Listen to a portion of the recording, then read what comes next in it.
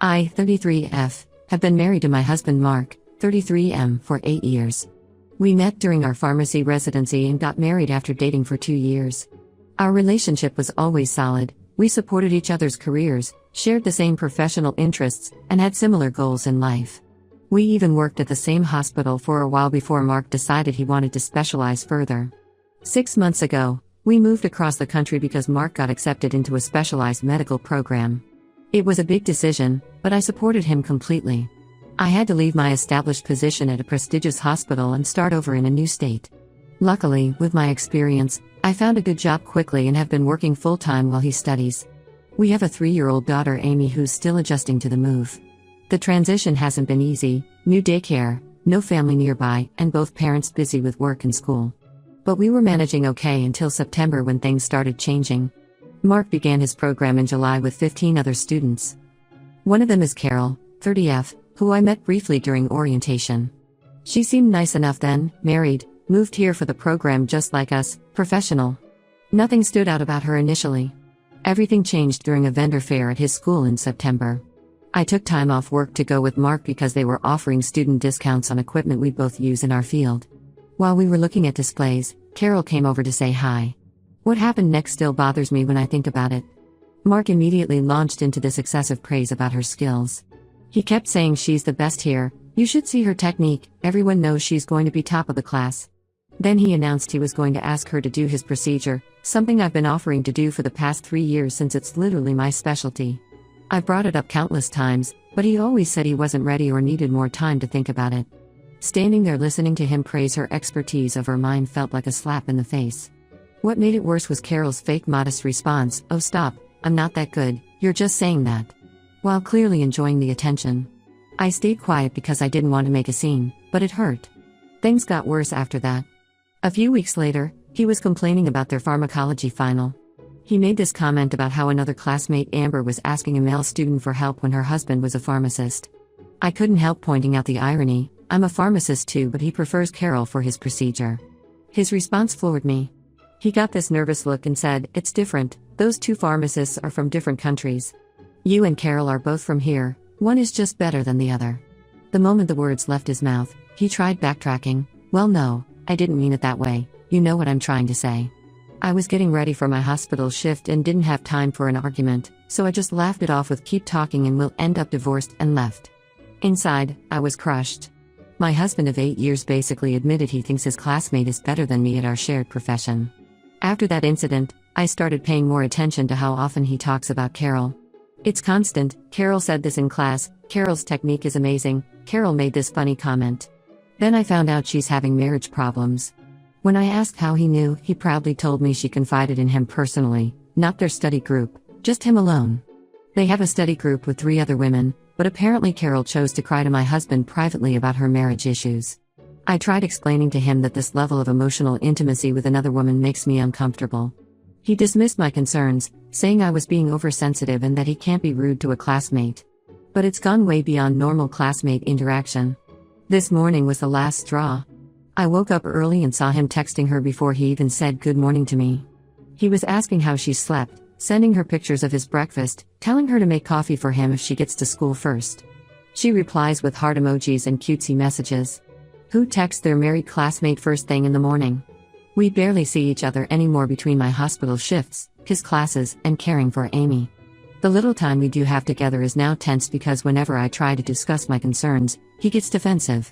He uses this manipulative tactic of saying, "Fine, I just won't talk to anyone anymore if that makes you happy, or I guess I should just drop out since you can't handle me having female classmates." Yesterday, while he was in the shower, his phone kept buzzing with messages. I know I shouldn't have looked, but something in my gut told me to check. Carol had sent him this long message about her marriage problems, saying she feels more understood by Mark than her own husband. His response made my blood run cold. He told her she deserves better and suggested meeting outside of school to talk more. When I confronted him, he exploded about privacy invasion and called me controlling. He said I was turning innocent friendship into something it wasn't. But if it's so innocent, why hide it? Why meet secretly? Why text constantly? My sister Sarah, 35F, thinks I should trust my instincts. She went through something similar with her ex who also claimed his coworker was just a friend until she caught them together.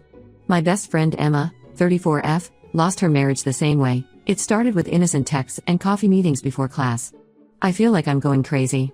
I moved across the country, left my job, started over in a new state, and have been supporting our family financially while he studies. Now I'm watching him develop feelings for someone else while being told I'm paranoid for noticing. The worst part is, I think he genuinely believes he's done nothing wrong. Am I really being oversensitive? Is this normal student behavior that I'm misinterpreting? Should I be more understanding of him having female friends? I just can't shake the feeling that something isn't right. Update 1 first, I want to thank everyone who commented on my original post. Reading your responses made me realize I wasn't being paranoid. Many of you noticed red flags I'd been trying to ignore. Things have gotten significantly worse since I last posted. After reading comments suggesting I trust my instincts, I decided to do some investigating. What I found made me sick to my stomach. I started by checking our phone records. Mark and Carol exchange hundreds of texts daily, often late into the night when he claims he's studying. Most concerning are the patterns, messages starting at 6 a.m., before he even gets out of bed, and continuing until midnight or later. There are dozens of lengthy phone calls too, always when I'm at work or after I've gone to bed. Last week, I ran into Lisa, 31F, another student from their study group, at the grocery store. She made a comment about how close Mark and Carol have become. When I pressed for details, she seemed uncomfortable but eventually told me some things that confirmed my worst fears. Apparently, Carol's marriage troubles conveniently started right after she met Mark. Lisa said Carol barely spoke about her husband James, 32M, during the first months of the program. But after getting close to Mark, she suddenly started complaining about James constantly. Lisa also mentioned that Carol's behavior changes completely when Mark's around. She gets flirty, laughs at all his jokes, and always manages to sit next to him. The biggest shock came when James himself reached out to me on Facebook. He sent a long message explaining that Carol told him I was a controlling wife who wouldn't let Mark have female friends. She painted me as some jealous psycho who was causing problems in their innocent friendship. James reached out because he noticed Carol becoming increasingly distant and staying late for study groups that he later discovered didn't exist. James and I compared notes, and the timelines matched perfectly. Carol started pulling away from him right when her friendship with Mark intensified. She's been making excuses about late labs and study sessions, the exact same times Mark tells me he's at the library. Speaking of lies about his schedule, I discovered something that proves he's been deliberately deceiving me. Mark told me he has mandatory evening labs on Tuesdays and Thursdays until 8 p.m. But when I mentioned this to Lisa, she looked confused and said their program doesn't have any evening classes those days. Everything is scheduled between 8 a.m. and 4 p.m. Suspicious, I checked his location history. We share locations for safety since I work late hospital shifts. On those evenings, he's been going to a cafe near Carol's apartment complex. Not the school library like he claimed, not the study rooms, but a small cafe just 2 blocks from where she lives. The final straw was finding unexplained charges on our joint credit card. Dinner for 2 at romantic restaurants, movie tickets, even a jewelry store purchase, all on evenings he was supposedly studying. When I checked the locations, they were all places near Carol's apartment. I confronted Mark with everything I'd found. Instead of showing remorse or trying to explain, he turned it all around on me. He called me crazy for investigating him and said this proves exactly why he can't be honest with me. He claimed he lied about his schedule because I'm too controlling and he needed space to study without my constant suspicion. When I asked about the restaurant charges, he claimed they were group dinners with classmates.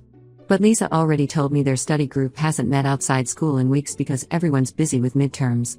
I've moved into the guest room and only speak to him about Amy. She's noticed the tension. Yesterday she asked why Daddy doesn't eat dinner with us anymore. It breaks my heart that her home life is being disrupted by this. Mark's family is now involved, but not in a helpful way. His mother called me crying about how I'm destroying her son's chance at a better career by not trusting him to have female friends. His sister, who I was once close to, sent me a long text about how I'm being paranoid and need to work on my insecurities. They don't know about the lies, the secret meetings, or the credit card charges because Mark's only told them his version of events. My parents think I should take Amy and stay with them for a while.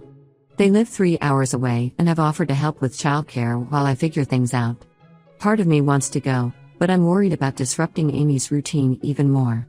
She just started making friends at her new daycare, and I don't want to put her through another move. I've started documenting everything, the phone records, credit card statements, screenshots of his location history, and my conversations with Lisa and James.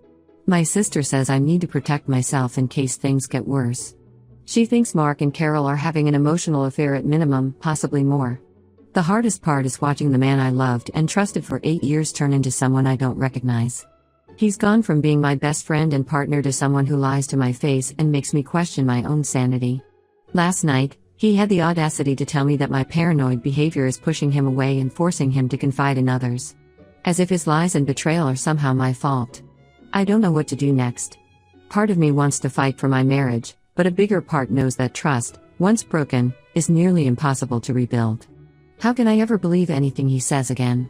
Even if he ended all contact with Carol today, how could I trust he wouldn't just hide it better next time? I have a consultation with a divorce lawyer next week. I'm not making any decisions yet, but I need to know my options. I never thought I'd be in this position, supporting my husband through school while he builds a relationship with another woman behind my back.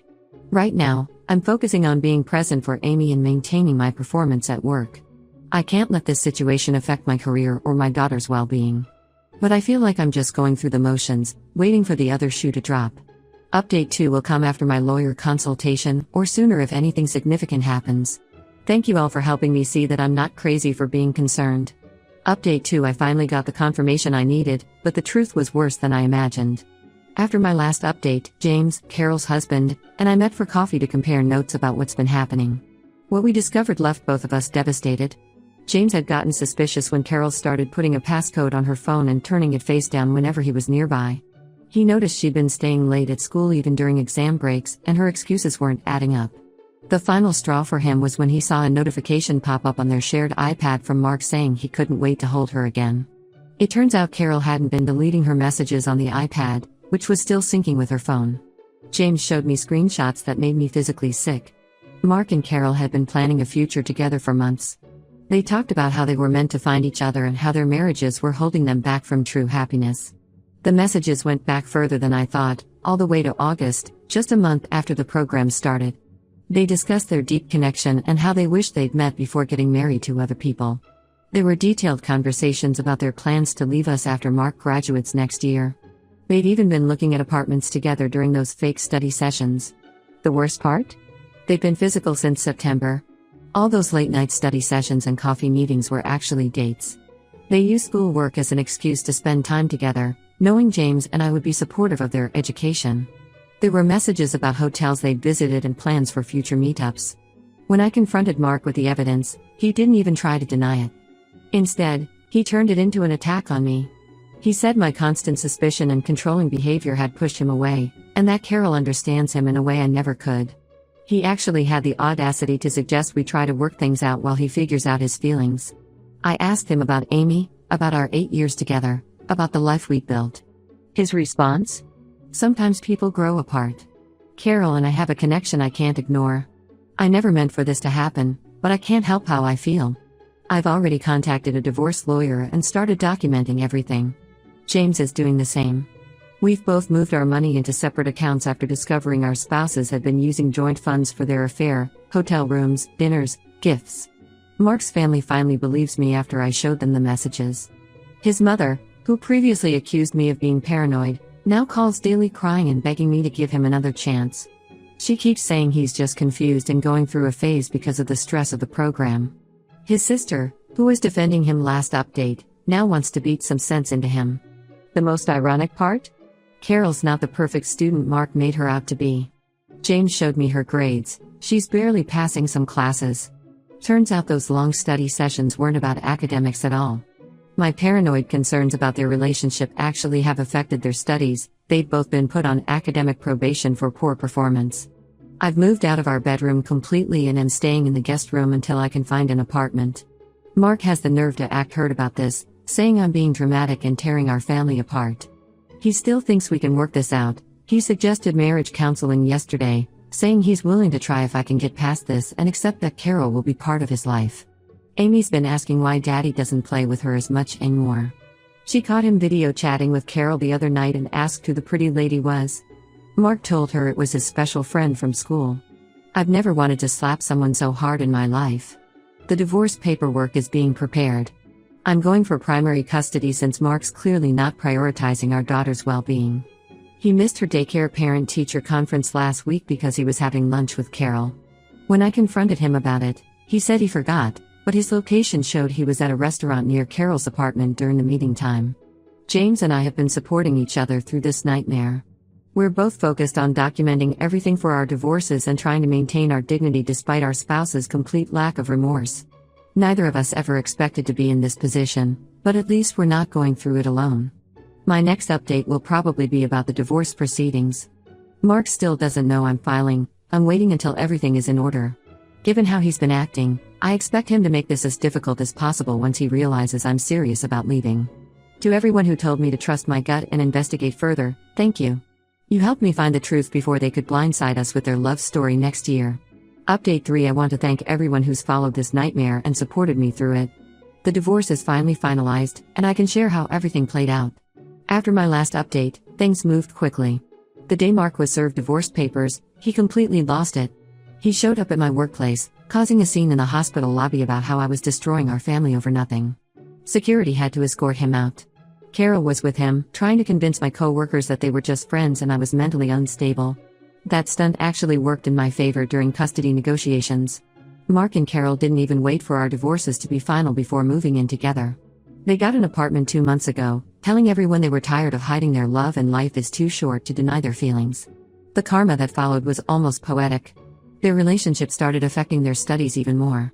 Both nearly failed out of the program because they were too busy playing house to study. Mark's grades dropped so low he was placed on academic probation. Carol failed 2 important exams and had to petition to retake them. Their dream of graduating together might not happen. Turns out romance doesn't help you pass medical boards. The custody battle was surprisingly straightforward after Mark missed Amy's birthday. He chose to go on a weekend trip with Carol to celebrate their new beginning instead of attending his daughter's party. Even his own mother stopped defending him after that. The judge was not impressed by his priorities. I got primary custody, with Mark getting every other weekend. But even that's too much commitment for him. He's already canceled 3 weekends because of study emergencies that mysteriously coincide with Carol's free time. Amy came home from her last visit talking about how Daddy's new friend keeps trying to get her to call her bonus mommy. I shut that down immediately through my lawyer. The financial settlement was interesting. Since I supported us through his schooling, the judge ordered him to repay a portion of those expenses. Now he's complaining about how child support and repayment are affecting his fresh start with Carol. Apparently, their love story isn't as magical when it involves actual responsibilities. Mark's family has completely shifted sides. His mother apologized for not believing me sooner and regularly sends Amy gifts and care packages. His sister blocked Carol on all social media after Carol tried to post about being a bonus mom to my daughter. James and I have maintained our friendship through all this. We meet regularly with other members of a local divorce support group. It's been helpful to connect with people who understand what we're going through. We're both focused on our careers and co-parenting our respective kids rather than jumping into new relationships. The best revenge has been living well. I got a major promotion at work and bought my own house, something Mark said we'd never be able to afford.